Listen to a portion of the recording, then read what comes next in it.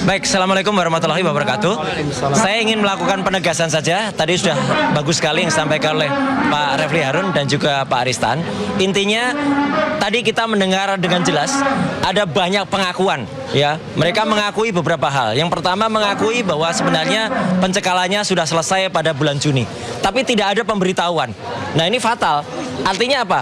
Belum tentu nanti kalau saya misalnya saya ke Sydney lagi meneliti yang katanya sudah punya tanda lulus tapi ternyata nggak ada tanda lulus, yang katanya sekolah 2 tahun di sana ya tapi ternyata hanya 6 bulan di sana menurut pengakuan Pak Iksan Katwande ya. Nah itu ternyata mau keluar nanti ternyata dicekal. Ini kan siapa yang bisa menjamin? Karena tidak ada pemberitahuan, dan itu nanti kalau akan dipermalukan nanti prapit lagi, nanti itu kan makin memperpanjang lagi nanti masalahnya ya. Jadi jelas kalau memang sudah tidak dicekal ya alhamdulillah, tapi tetap ada prosedur yang dilanggar. Jadi tidak ada pemberitahuan bahwa pencekalannya sudah dicabut, sehingga itu akan bisa digunakan sewaktu-waktu untuk mempermalukan. Kalau misalnya itu tidak ada pemberitahuan, mereka akan bisa ngeles. Kan belum diberitahukan, itu suratnya masih ada, misalnya begitu. Yang kedua adalah surat pemberitahuan SPDP yang kemudian tidak pernah diterima oleh saya. Memang tidak pernah diterima, dan mereka tadi mengakui bahwa itu hanya masalah internal administrasi. Nggak boleh begitu, internal administrasi. Tadi sudah jelas ada putusan Mahkamah Konstitusi yang itu harus disampaikan, dan itu wajib hukumnya. Saya jelek-jelek begini ya, itu juga mencoba belajar dari senior-senior yang ahli hukum. Nggak jelek banget ya, nah, dikit lah jeleknya ya. Jadi kita tahu bahwa itu harus ada, dan tidak pernah disampaikan kepada saya. Artinya apa? Itu ada pelanggaran, dan jelas pelanggarannya apa? Pemberlakuan 2 pasal undang-undang yang dua-duanya ini saling sama isinya. Yang satu di KUHP lama, yang satu di KUHP baru. 310, 311 di lama, 433, 434 di KUHP yang baru. Dan ini kemudian confuse ya. Kalau kami mengambil contoh tadi di Pengadilan Negeri Jakarta Timur, yaitu contohnya sudah jelas. Bukan kemudian kami mengakui kemudian memasukkan pokok perkara di sana, tidak sama sekali. Tadi Bang Refli dan juga Pak Aristan sudah mengatakan bahwa kami hanya menyentuh ujungnya saja. Ya, kami tidak menyentuh yang luar. Nah, yang ketiga, yang terakhir yang saya sampaikan yaitu pangkalnya. Bagian luarnya saja. Iya. Nah, yang ketiga ingin saya sampaikan adalah bagian soal boros. Siapa yang boros? Persoalan yang sangat sederhana sebenarnya. Tinggal tunjukkan saja dari awal ya, kayak yang dilakukan oleh Pak Arsul Sani di dalam negeri. Saya juga tunjukkan waktu itu ketika ada orang ribut-ribut, orang nggak punya legal standing, Roy Suryo nggak punya ijazah S3 ya, saya langsung tunjukkan. Oh, mereka sekarang ribut lagi, kebingungan kayak cacing kepanasan, lapor lagi ya. Dan ketika itu dia tunjukkan ya, maka itu menjadi boros. Siapa yang boros ya? Harusnya cukup menunjukkan ijazah, malah bikin reuni-reunian ya, siap bikin acara-acaraan, mengundang banyak orang, bahkan 712 barang bukti yang kemudian UGM harus kemudian mengumpulkan sekitar 500 barang bukti.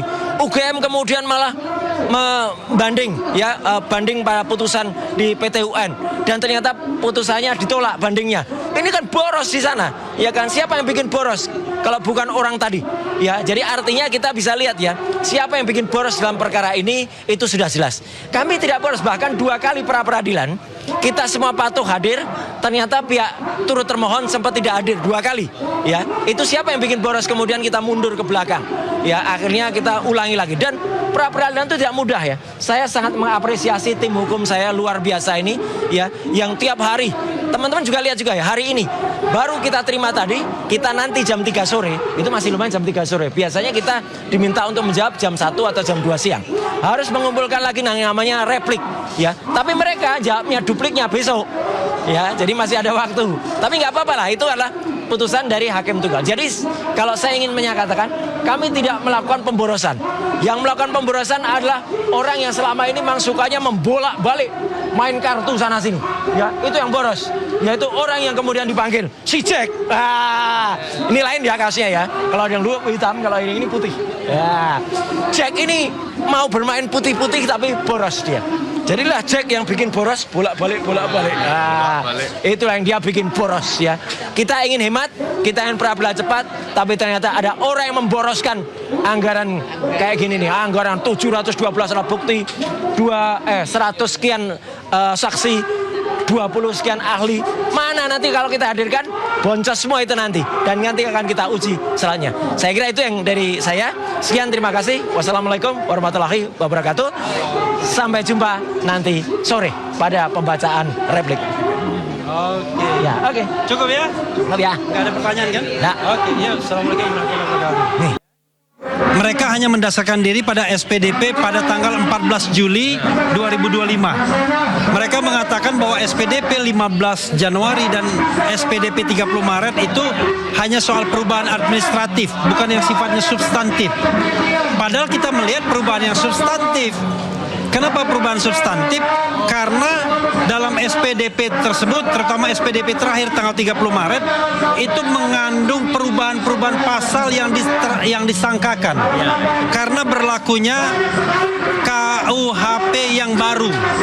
Jadi pasal 310, 311 berubah menjadi pasal 433, 434. Dan pasal-pasal yang terkait dengan KUHP lama diganti dengan KUHP yang baru. Bahkan ada beberapa pasal di dalam Undang-Undang ITE yang sebelumnya ada menjadi tidak ada. Siapa bilang ini hanya administratif? Ini substantif dan harus disampaikan kepada tersangka karena ini terkait dengan pembelaan.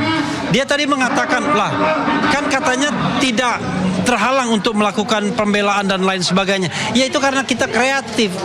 Kita mencari informasi dan kebetulan salah satu informasinya kita dapatkan dari surat yang disampaikan oleh Komnas HAM kepada kita. Di mana dalam surat Komnas HAM itu ada lampiran-lampirannya, ya. Ada lampiran-lampirannya. Salah satu lampirannya itu adalah mengenai sprindik yang baru atau SPDP yang baru atau sprindik yang baru. Jadi sekali lagi karena kita mendapatkan informasi dari pihak lain, bukan dari pihak yang punya kewajiban. Itu satu hal. Yang kedua, mengenai pencekalan, ya, cegah dan tangkal, kami mengucapkan terima kasih yang sebesar-besarnya kepada termohon dan turut termohon yang mengakui bahwa Mas Roy saat ini sudah tidak lagi dicekal. Itu yang penting dulu. Artinya hal yang sama berlaku juga kepada Dr. Tifa, bahwa Dr. Tifa dan Mas Roy tidak lagi dicekal.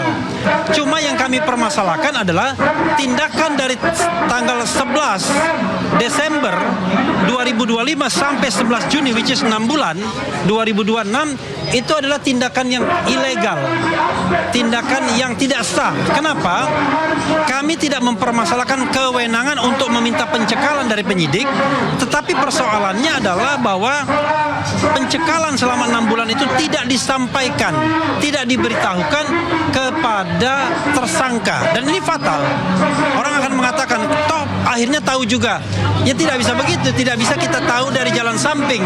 Kita harus tahu dari orang yang punya otoritas, punya kewenangan untuk melakukan pencekalan tersebut. Jadi kalau mereka mengatakan itu administrasi dan lain sebagainya, ini fatal.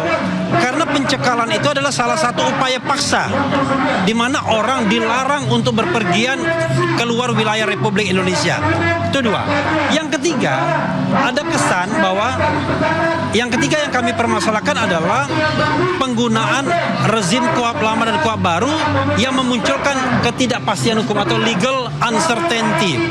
Dia mengatakan tidak boleh mempermasalahkan pokok perkara, dan kita tidak mempermasalahkan pokok perkaranya, kita tidak mempermasalahkan isinya, tapi yang kami permasalahkan adalah ketidakpastian penerapan antara KUHP yang lama dan KUHP yang baru.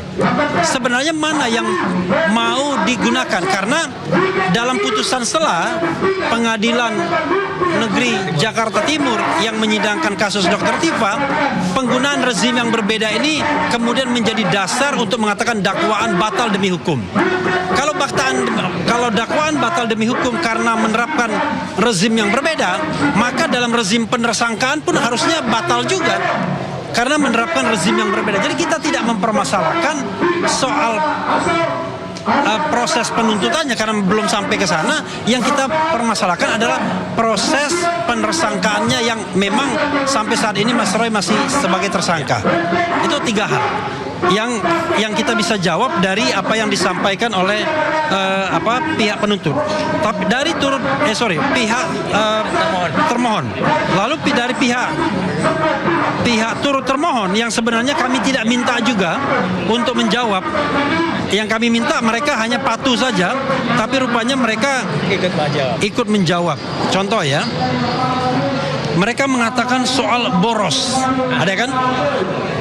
Saya kira perspektif bahwa pengadilan ini boros karena Mas Roy mengajukan pra peradilan itu adalah perspektif yang sesat, yang keliru sama sekali.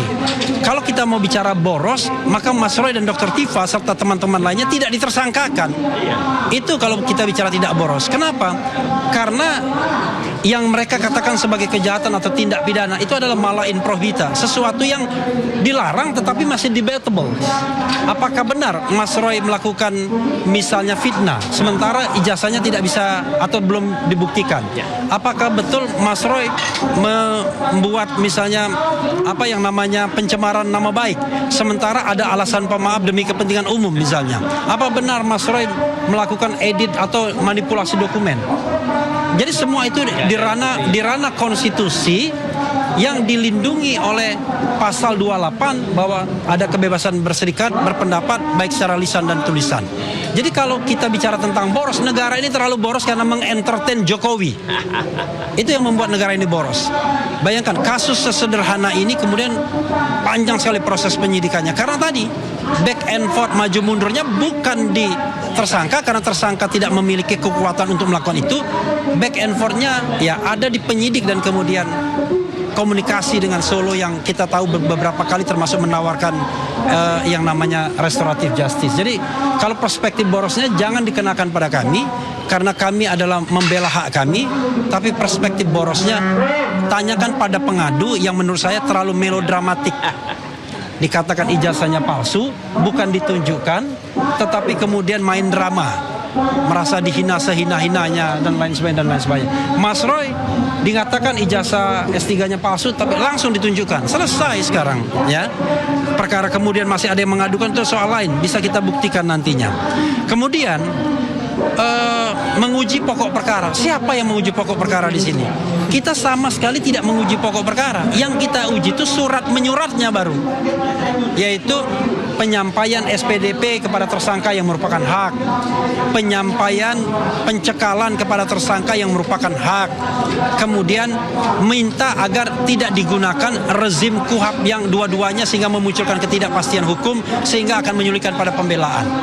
Itu yang kita sampaikan. Kita belum menguji apakah pasal 32, pasal 35, kemudian pasal 433 KUHP, 434 KUHP itu adalah pasal yang bisa dikenakan atau tidak. Apakah terpenuhi unsur deliknya atau tidak. Kita belum sampai di sana karena kita tahu bukan wewenang pra peradilan untuk menguji itu semua. Wewenang pra peradilan terbatas pada Anda bisa masuk di pintu depan atau tidak. Ya. Oke, itu yang bisa saya sampaikan biar clear. Saya memberikan bingkai. Mungkin ada teman saya ingin menyampaikan. Silakan ya, Pak Aristan. Oke. Ya. Jadi ada 3 poin untuk praper hari ini, ya, jawaban dari termohon dan juga turut termohon.